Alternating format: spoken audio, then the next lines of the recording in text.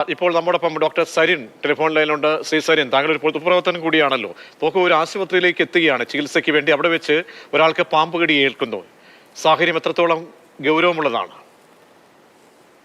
നമസ്കാരം. ഞാൻ മനസ്സിലാക്കുന്നത് മകളുമായിട്ട് ആശുപത്രിയിൽ എത്തിയ അമ്മയ്ക്കാണ് ഇവിടെ പാമ്പ് കടി ഏറ്റത്. അതെ, ഇവിടെ ആശുപത്രിയിൽ വെച്ച് പാമ്പ് കടിച്ചാൽ പോലും കൊടുക്കാൻ ആന്റിവെനം ഇല്ല സർക്കാരിന്റെ കയ്യിൽ എന്നുള്ള ഒരു ഞെട്ടിപ്പിക്കുന്ന വസ്തുത പോലും മറനീക്കി പുറത്തു വരികയാണ്. പണ്ട് കാലത്തൊക്കെ പാമ്പ് കടിക്കുള്ള ആന്റിവെനം എന്ന് പറയുന്നത് എല്ലാ താലൂക്ക് തലം ആശുപത്രികളിലും ഉണ്ടായി. കഴിഞ്ഞ 2 വർഷത്തോളമായി ജില്ലാ ആശുപത്രികളിൽ പോലും ആന്റിവെനം ഇല്ലാതെ മെഡിക്കൽ കോളേജുകളിൽ മാത്രം ആന്റിവെനം കിട്ടുന്ന രീതികളായി മാറിയിരിക്കുന്നു.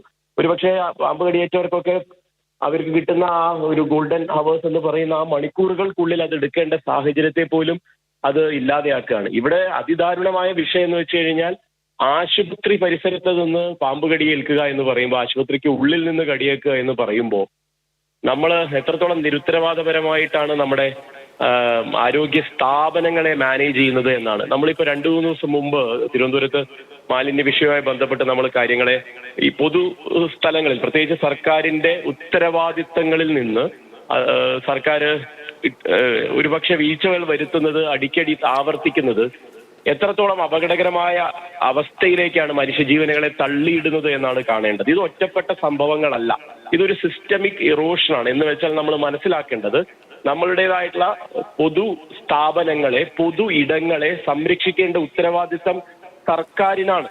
ആ പൊതു ഇടങ്ങൾ സർക്കാർ കൈവിട്ട് കഴിഞ്ഞു. ഈ ഒരു അവസ്ഥയിൽ ജനങ്ങൾ പ്രതികരിച്ചേ മതിയാകൂ. ഇന്ന് നമുക്ക് സംഭവിക്കുന്നത് മറ്റൊരാൾക്ക് സംഭവിക്കുന്നത് നാളെ നമുക്ക് ഓരോരുത്തർക്കും സംഭവിക്കുമ്പോൾ മാത്രം പ്രതികരിക്കുന്ന രീതിയല്ല. പൊതു സ്വത്തുകളെ വീണ്ടെടുക്കാൻ, പൊതു ഇടങ്ങളെ നിലനിർത്താൻ, സർക്കാരിന്റെ നിരുത്തരവാദമായ സമീപനത്തെ തിരുത്താൻ ജനങ്ങൾ സംഘടിക്കണം. അതിന് പ്രതിപക്ഷം എന്നുള്ള രീതിയിൽ വളരെ കാര്യക്ഷമമായിട്ടുള്ള ശരി, വളരെ നന്ദി ഡോക്ടർ സരിൻ പ്രതികരിച്ചതിന്.